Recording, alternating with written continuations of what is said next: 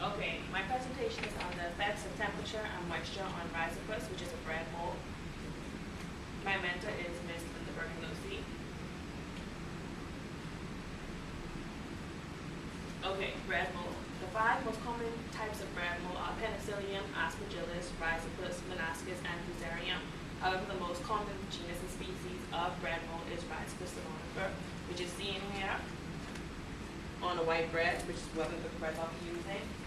Rhizopus salonifer has a white cotton candy-like texture, therefore it's easy to be recognized.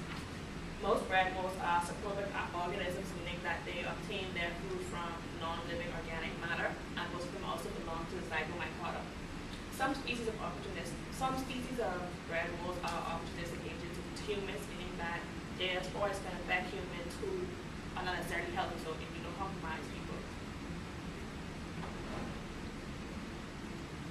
Okay, the purpose of my experiment is to manipulate the effects of temperature and moisture and determine which ones bread molds grow best under.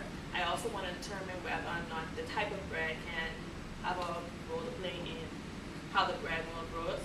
Some benefits of my project are that it can give an idea of how bread can be kept longer and increase shelf life. Also, seeing that penicillium is a type of bread mold, bread can be used to grow penicillium, and therefore antibiotics in penicillium could also be grown more quickly and effectively.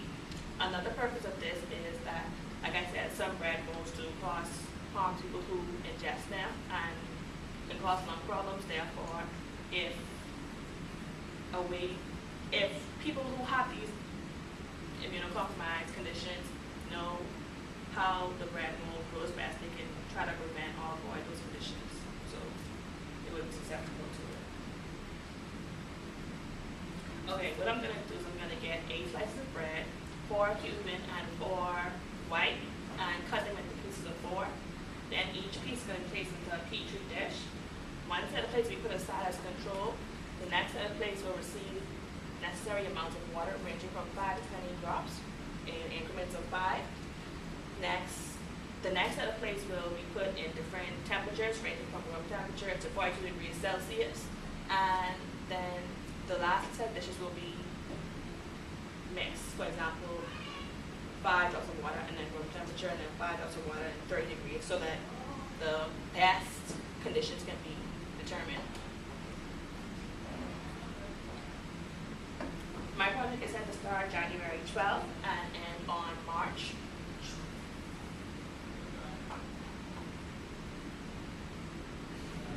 20th. On the 12th of January, I purchased my supplies. Seeing that it's a simple project, there's not much supplies to purchase. On the 13th, I will prepare the practical preparation, which I just described in the previous slide.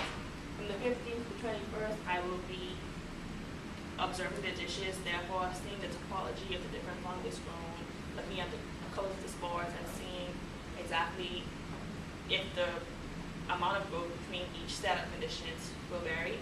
On the 21st, I'm going to make Scotch tape mounts, which is basically getting the bread and putting tape on it, and then taking the tape and putting it on an actual slide, and then observing the slide under a microscope to determine what type of fungus it actually is.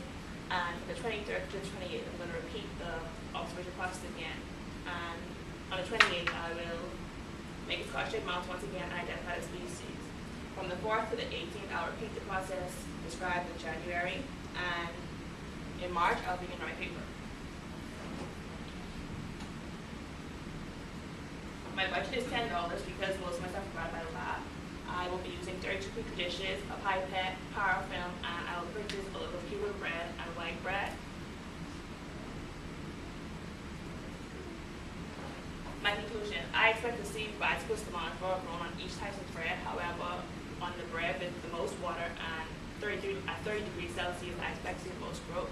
Reason being that fungus likes water to grow, and 30 degrees is the temperature that's most close to the ideal temperature range, which is 25 to 35 degrees Celsius for fungus. Any questions?